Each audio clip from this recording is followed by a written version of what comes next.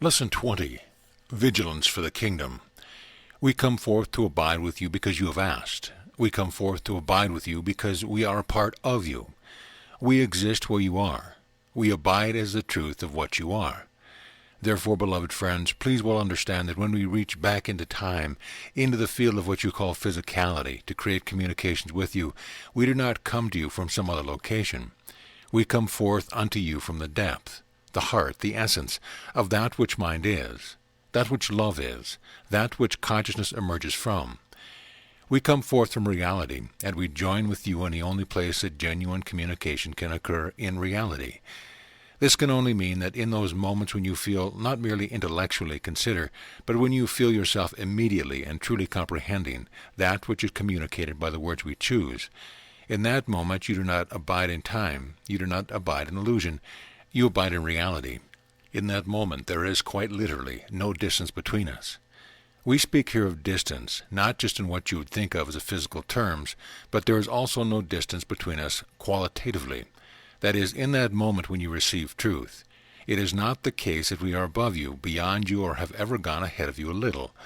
You are comprehending the essence of truth from the essence of Christ mind, which is the only mind that can comprehend the truth and reality of God. That truth is necessarily within you, and has been within you since before the birthing of time. It has been with you since before a tiny, mad idea seemed to creep across the expanse of your mind, and you chose to believe it. That reality cannot be taken from you. It is from that reality that you have awareness of your own existence. It is from that reality that you gather the fuel to create the perceptions that you most desire. And the perceptions that you most desire are precisely the ones that you are experiencing in any given moment. Now those of you that were abiding in reality as you heard those words, immediately know that that means that at no time and under no circumstance are your perceptions being thrown upon you from some source or force outside of you. You know that in each moment you, and you alone, have created the perception, and therefore the experience you are having within the field of the mind, for no other reason than you have desired it. That is why the very pathway of awakening, regardless of the form that it takes, is always a retraining of the mind. It is a decision to choose to discipline the mind in each moment, to teach only love, to hold only loving thoughts, and to recognize that there is no such thing as an idle thought, since each thought or perception held in the mind immediately generates your experience. That experience is like a pebble dropped into a pond that sends out a reverberation, a vibration throughout the field of your being, and that field goes far, far beyond what you commonly perceive to be the boundaries of your body. What you desire, you experience. Beloved friends, you will only experience what you desire. That is why desire is always the first and most fundamental key to the process of awakening. It is why desire is the energy known equally by all the minds in all kingdoms and all dimensions and all worlds. It is by desire that you choose to relinquish the value you have placed upon limited perception. It is by desire that you decide to teach only love. It is by desire that the kingdom is restored to your mind, for it is by desire that you have been birthed from the holy mind of God. The simplest way to discover what it is that you desire at any moment is to simply stop and observe. What thoughts are currently taking place within my mind? How am I perceiving the world that seems to be around my body? And most especially observe, how am I perceiving myself in this moment? With honesty, you will see quite quickly and quite easily what it is you have most desired to experience in this moment. It can indeed be quite shocking when awareness begins to turn back on itself, to observe the mechanic of its own thinking process in the world. Then to hold the thought that the thoughts that are dancing in the mind are there for no other reason than that they have been desired by the truth of who you are. You are that power which has been birthed from the mind of God, made in God's image, that is, with infinite power to create what you choose to experience. Desire, then, is integral to the understanding of the very process of transformation, for what you desire, you do experience. When I walked upon your planet as a man, seemingly cloaked in a body, or as a body, I too had need of learning to observe the nature of my own mind, and discover what it was I was desiring in any given moment. Vigilance for the kingdom means to retrain the mind until it desires only love, only the kingdom, only enlightenment, only peace, only reality. When the mind has been so retrained, in that moment there is no longer any sense of a separate self struggling to find God. There is no longer any sense of a separate self who knows lack. There is no longer any sense of a separate self that is unworthy of being the embodiment of Christ.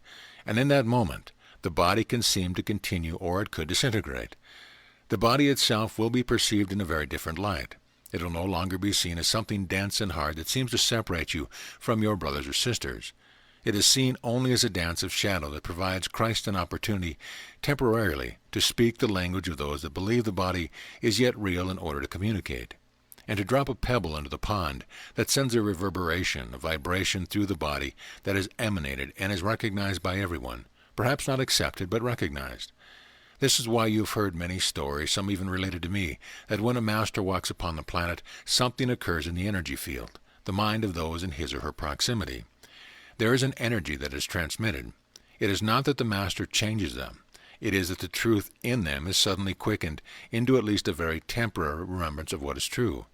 And an illusion can be dropped, or perhaps all illusions can be dropped. The body becomes almost a magical means of communication. It appears to be something solid. It appears to be who you are. Yet when the mind has been retrained thoroughly and purification has been completed, the body simply becomes transparent and meaningless, except for the extension of the light of love. I have shared with you many times that to awaken as Christ requires that you begin your journey as Christ. It is not possible to transform yourself in order to become Christ, but it is possible to simply accept the idea of the truth, and then let that be the foundation from which your life expressions begin, so that you begin to think with Christ, so that you begin to breathe with Christ, so that you begin to envision with Christ.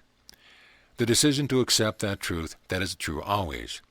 The way of transformation, and please listen carefully, is not a process of changing the unworthiness in you to a point where finally you are knocking at heaven's door and you then awaken. Rather, the way of transformation rests on your decision to accept the truth that is true always. I and my Father are one. Now that that is out of the way, how would a Christ live in this dimension? How would a Christ bring himself or herself to each moment of experience? What voice would Christ listen to? What vision would he or her serve? The struggle to awaken is the very obstacle to this accomplishment. That is why the 5 minutes as Christ was given to you as a very simple exercise. And if indeed you desire Christ above all things, would you not participate in each day? For that which you desire in love is that which pulls your attention to it. If you love Christ, then let Christ pull you. Attract you to spending 5 minutes a day in the realization that you can only be what you are created to be. Having accepted that as a truth, then inquire into your own Christ mind on how you will live this day. For the mind that is awakened sees no distinction any more between being here and not being here. It sees no distinction between heaven and earth. It sees no distinction between eternity and time. It sees no distinction between the non-material and material or physicality. It sees no distinction between the extraordinary and the ordinary. But rather, reality is returned to the mind, and it suffuses what the mind experiences. And the literal world that you thought you used to know, building, cars, governments, and all the rest, simply becomes a temporary harmless illusion that seems to have hoodwinked your brothers and sisters who are part of you. Because the world is now seen in its transparency, it is no longer fearful to you. You are free to walk and abide in it as long as the body lasts, quiet, joyfully going about your most extraordinary, ordinary tasks, except that they have become translated into the means whereby you demonstrate the truth of love to the world. Reactivity, suffering, doubt, depression, in other words, dis-ease, can only be the reflection of a decision to use the power of the mind to desire, and therefore to perceive and experience what is unlike the truth of the kingdom. Freedom, peace, unlimitedness, and above all, fearlessness must necessarily be the result of the decision to use the power of the mind to remember, to realize, to abide in, and to extend the truth that is true always. Then the passing phenomena called life is simply seen as a delightful dance. It has no purpose in and of itself. Once you gave it a purpose unlike God's, but as Christ, the purpose that you see in the world is shared by your Creator with you. Your will has become the same as God's, merely to abide and to be of service in the process whereby those that have been hoodwinked can remember the truth and can become free. It no longer matters how that occurs, that is, what form your teaching occurs in, it is all the same. You see no difference between your form and someone else's, for you will recognize the teachers of God. Where you are in any moment becomes a divine gift, literally dropped in your lap as an opportunity to enjoy the remembrance that you are one with God. An opportunity to remember that everything you are seeing is a passing illusion in the sense that it used to have a purpose that seemed concrete, and that purpose has dissolved and gone. Where did the world go? I used to think it was a fearful place. I used to think that it had to get ahead. I used to think that there were those who could victimize me. Now I just see harmlessness. I see nothing out there that can add anything to me. I am simply at rest and at peace, delighting at play in my Father's kingdom. And where I am, Christ abides. So the distance from where you may yet perceive yourself to be and where you may perceive us to be is only the distance of a decision. That decision waits upon your welcome. No one can take from you the power to decide to own your identity as God's child. Observing your choices. Look well then in this moment. Stop and look within the mind. Then observe the simple day that you have been living thus far. And ask yourself, what have you desired in this day? And allow memory to bring to you choices that you have made. Look upon those choices for whatever feelings, perceptions, and thoughts you may have had. Look upon them with perfect innocence. Simply observe. Oh, in that moment I was certainly not desiring peace. In that moment I certainly wasn't desiring perfect remembrance. How interesting. If you can find a moment in this day that you have lived so far, even if you began reading this lesson 5 minutes after you got up out of bed, if you look well into those 5 minutes, you just might discover that there has been at least a moment in which you are not deliberately choosing to desire remembrance of union with God. Now, does that mean that you are walking around saying, I desire union with God. I desire union with God. Those are just words. The desire is a feeling. It pervades the heart. You might say that you feel it in the body, which is really just the depth of the mind anyway. Look well and see if there was a moment in which you were using the power of the mind to decide against the kingdom. When you find that moment, just look at it. Observe it with innocence and simply say, I could have chosen otherwise. That is the simplicity and the power that the kingdom is. The world remains uncaused by anything outside of your own mind, yet within it you are given complete dominion. This means that within the one mind of Christ, individuation occurs. For a moment, perceive the one Christ mind as an ocean, where individual waves arise made of the same substance, perfect freedom, perfect knowledge of and union with God. In that freedom, the power to decide or to desire is present, and desire begets worlds without end. That is what your entire planet once came from. That is what your entire solar system came from. Your entire universe was born of desire. The key to transformation: assume complete responsibility. The key, then, to the transformation of your lived experience while the body lasts is to assume complete responsibility for how you are choosing to use the mind. Remember, only you can think a thought. Only you can have an idea.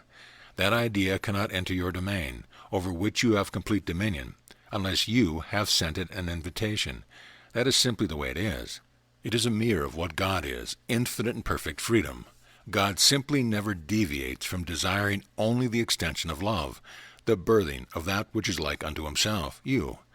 Your will is joined with your Creator's when you decide to birth only that which reflects love, the good, the holy, and the beautiful. The mind, as you have come to know it, will deceive you into thinking that, well, if I live that way 95% of the time, then what the heck? 5% of the time I can do something else. Well, that is absolutely true. Yet the more you come to truly desire only that which reflects the truth of who you are, you will be able to tolerate less and less variance within yourself. That is why when any mind truly begins to awake, it becomes more and more painful to continue certain thoughts or behaviors that do not reflect the deep desire of the heart. This is why the gap becomes less and less, the gap of unconsciousness, the gap in which the mind tries to defend its choices and perceptions until finally it rests in complete vulnerability. It lives in complete innocence and no longer, and please listen carefully, it no longer fears change within its system of thought. It no longer fears being challenged by another mind because it thirsts only for the creation of a thought system that can birth forth the good, the holy, and the beautiful. It no longer explains, it no longer defends, it no longer seeks to convince. It merely abides and gives itself over to the stream of love that would flow through it. Every idea presented by another mind becomes something to live with, something to digest, to see if there is a jewel within it that can add to the beauty of its own expression of the good, the holy, and the beautiful. Everything becomes grist for the mill. There is no longer a need to be in defense. The body does not tighten, the breath does not grow short. There is only vulnerability. There is no longer a need to hide. There is no longer the need to be concerned with the perception of others, since a perception cannot harm you. There is only such love of self that nothing less than God will do. So again in this lesson we speak of the theme of desire. We seek to bring you to the point of realizing that desire is the great power of creativity. It is that which birthed your very experience. Desire is perfectly free. That desire, that power to desire, is within you, and you will never be without it. It is impossible to be desireless, since you can only find yourself to be where you have desired to be. Even if you are in deep and perfect silent meditation, you are there because of desire. Therefore, beloved friends, please decide this day to take responsibility for what you desire. Recognize that what you desire will be what you experience. Recognize that what you desire literally creates a pathway whereby you will experience either heaven or hell, peace or turbulence, love or fear. In each moment of desire, right where you are, you have just birthed an entire world. For out of that desire, you will create your perceptions of everything from yourself to the farthest of stars, all in a split second, a moment of timelessness. Part of the journey, then, of the way of transformation is learning to transform your lived experience so that you can enjoy it more and more, are attached to it less and less, and fear it not at all. There are many in your world who would yet perceive spirituality as a way to get out of the place in which they find themselves, not understanding that they can be nowhere save in their own mind. And as long as there is a desire to get out from where they are, they will remain stuck within it, because only love can heal. Therefore, the way of healing, which is the way of transformation, requires that you turn back to look at your creations, to look back into your own mind and to bring love to whatever is arising out of the desire to be the presence of Christ. Now, does this mean that as long as the body lasts and you find yourself in the world of space, time, and movement, and all the rest, that you will not take the body from one location to another? Of course not. Does it mean that third-dimensional relationships will not come and go? Of course not. It does mean you become completely free of the old perception that an attraction to a certain relationship is going to add something to you, or the avoidance of a certain relationship is going to keep you safe. Rather, you begin to be free to let the dance of the third-dimensional illusion simply have its day, but it no longer holds power over you. The highest state of awareness, then, in which perception has been totally cleansed and purified, is one of paradox as soon as you seek to talk about it. For you will look upon yourself and see yourself as a body-mind with a certain name, living in a certain place on a certain planet, doing a certain thing. In that very same moment, in the very same field of your mind, you will know that you are not the body, that you are not that name, that you are not that history, that you are something more. You are something grand, you are something divine, you are something mysterious, you are something beyond comprehension by any mind, at least in the realm of thought. And you will literally know and feel within the core of your being the truth of both of those, and there will no longer be any opposition between them. You will no longer look at the personality and see a great schism between it and the nature of Christ's mind, for the two will have become merged as one. You will look at the most ordinary events that you experience with your body and see no differentiation whatsoever between that and the kingdom of heaven. It simply is arising and is literally held in, pervaded by, and suffused by the reality that is true always. You will know that you are totally free when you no longer feel any obstruction to whatever is arising in the field of your experience. Why? Because you will simply see it as another opportunity to say, Holy Spirit, what would you have me say? What would you have me do? What would it be like in this moment for me to simply realize that only love is real? Then you will listen to that voice, you will feel it deep in your heart, and you will simply act on that voice and none other. You will not listen to what other minds think you ought to do. You will simply listen to that one voice. It will not speak to you from the ego, for there will be no judgment. You will simply come and go as one unknown by the world, and one who looks to be very ordinary, one who looks to be the same as everyone else. The difference is that though the body still seems to walk upon the earth, you are literally embracing the earth, and in you, you will know that fear is gone. Second observation exercise. We wish to extend you some simple exercise that you can put into practice. We mentioned one of them already. A second is this. Take 10 minutes out of each hour. Set your alarm on your little watches and for 10 minutes actually observe how you are moving the body. For example, I just got off the couch and I am proceeding to the kitchen. Why? I am having a desire for ice cream. It has arisen as a thought in my mind, and I have given it the power to motivate the movement of the body, to take the action necessary to now put my hand on the handle of the refrigerator. And by the way, I would have liked to have one of those then. And I am now opening the freezer, and I am taking out the cold little cart made of the body in some tree. It is a substance that some other mind created out of desire. Now I am picking up a utensil called a spoon, born of another mind that had a desire to make life easier. I am dipping it into the ice cream, and now I am putting it into the body, which itself is the result of a desire, and I am creating my experience. There is no other cause but this, the arising, the inception of a thought, a feeling, a desire which has birthed the entire movement of the world, called the body, to create an experience of eating ice cream. You can do that for 10 minutes just by observing what you actually are doing. Now, what does that mean? It does not mean, well, I'm going to work in order to pay the bill. No, you are not. You are going to work because you have held the desire to create something that seems to give you a semblance of safety, predictability, and survival. Job or career is that which is birthed out of desire because of your perception of what you think you need. So you're not going to a job in order to do something. You are simply putting the body in the car, and you are driving on your freeway. Begin to learn how to observe without embellishment, without interpretation or explanation, exactly what you are doing for 10 minutes. Then if you want to go back to being unconscious, by all means do so. In this way, you will begin to discern something that is also going on the whole time, like an underground current or river. For because you are reality, there is always a desire to extend the good, the holy, and the beautiful. By observing what you are actually doing, you will discover that you are actually succeeding at that far more often than you give yourself credit for. You will begin to see in some of your ordinary smiles, in the decision to take a card and send it to a friend, in the decision to refrain from a hurtful word. You will begin to discover that that too was birthed from desire within your holy mind. And you will begin to taste that there is a depth to you that is already beyond fear, already beyond illusion, already resting in compassion, love, wisdom, and truth. You will begin to discover that you are already having many successes upon which you can build, many successes that you can acknowledge within yourself as a way of getting the taste, the feel that, surely, Christ does dwell in this mind. I once suggested to you that you remember only your loving thoughts, but the trick to that is you must first become aware of them.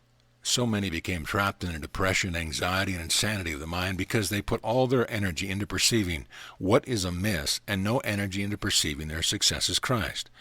So in each 10-minute practice period, learn to develop the ability to observe what you are really doing. When you stop at your coffee shop on your way to your job, and you go in and you give some money to a person who gives you a cup of coffee, and you look them in the eye, smile, and say thank you, you have just succeeded. You have communicated truth. And you have remembered that the one in front of you is worthy of your respect and love, and that is a success. Each time you can interpret the momentum of the mind for perceiving nothing but problems, you will begin to discover that the underground river of the mind of Christ is yet within you still. As you feel your success more and more deeply, that in turn builds your desire to live in that stream. And moment by moment, day by day, you will cultivate the power necessary to be identified with only that mind. For a while it will seem that there are two thought systems, the old one that you used to be identified with, and the one that seems to be birthed within you. You are really just remembering it, but you are choosing to bring the discipline necessary, the vigilance necessary, to retrain the mind to be identified, not with the realm of illusion, but with the stream of reality that is flowing through you, unimpeded, unobstructed, throughout all eternity without end. That is the one gift time promises you. That is all there is. You cannot use time to store up wealth in some bank account for the future, since the future does not exist, and you have no control over what will happen to your golden coins in your world. Time has only one purpose, the purpose the Comforter has given unto you, and that purpose is the atonement of the Son of God. Now, if all that sounds very lofty, and the mind says, well, yes, of course, I understand that perfectly well, thank you, good day, and then that very mind goes right back to its same old pattern. Having heard, it is not heard. Having tasted, it is not swallowed. Seize the opportunity to discipline the mind. The mind is still identified with the realm of illusion until you decide to seize time, recognizing its great gift to you, not as a punishment, not as a duty, but as an opportunity to become wholly free, and to smile within your heart because you know that you are one with God. Decide to seize the opportunity to discipline the mind so that it comes to be identified with the stream of Christ's mind, whispering like a quiet voice underneath the roar and din of the ego's conflicted world. For the world of the ego is filled with fear, doubt, judgment, the need to be right, the need to make others wrong, and the need to believe that there is some power outside of itself. When you awaken and realize that the truth is true always, and you will not ever complain about a moment of experience in which you have the power to desire differently. For as you desire, you will perceive, and as you perceive, you will experience. The whole game is simply thus. You are totally free, right here and right now. You cannot do anything to become free. You can only remember your freedom by how you choose to use the mind in any moment. Time is an illusion. The things that pass by, the phenomena of space and time, are just shadows that you have interpreted in a certain way. There is no gain, there is no loss. There is nothing to fear. The world can add nothing to you nor take anything away. You are merely here in this temporary classroom with an opportunity to do what any master in any dimension can do, for you hold the same power as I do. You hold the power to teach only love, and what you teach you must necessarily and immediately learn. Therefore, learn well to observe the mind. What am I really desiring? Not, what do I wish I were desiring, but what am I really desiring? Remembering that everything is a neutral event. It is just a learning experience. Separation does not exist. The truth is true always. Death is unreal. You are pure spirit. Time is just a context. The world is harmless. You cannot be a victim. You are free. The atonement is over. The ascension is completed. Once you get the message, get on with it by choosing to bring that reality into the dance of shadow called this world. For what good does it do to pray for freedom in the future? It is everything to abide in freedom now. One last thing about desire.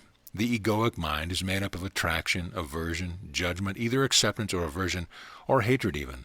For example, this is right, that is wrong, this is good, that is bad. Be willing to embrace and accept the results of what you have desired. When you dip your spoon into your ice cream, enjoy it. Embrace it as the effects of your desire.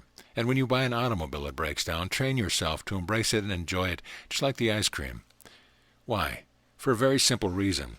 If the egoic mind judges things as right or wrong, if you judge the ice cream as good, but the breaking down of the car is bad, what mind holds power over you? Are you free in that moment? Instead, embrace and enjoy it. My car just broke down. Oh, but there's such a beautiful sunset. I think I might as well sit here and let the stars come out. After all, I really wasn't going anywhere anyway. Mind is everything. If you truly desire more than believing in Christ, you must assume responsibility for transforming the mind by using your very ordinary moments in which you see differently. And as you reshape how you use the mind in every moment, you will come to taste profound freedom, a freedom that will carry you instantly far beyond the things of space and time. They will seem to be arising within you and passing away within you, universe rising and passing away within the holy mind of Christ. That is the great gift given unto you. What are you worthy of desiring the most? You will indeed discover and create your pathway to your own consummate awakening. There can be no end to the mind of God. You will abide forever within it, like one who abides in an infinite forest. Why not be at play in the kingdom?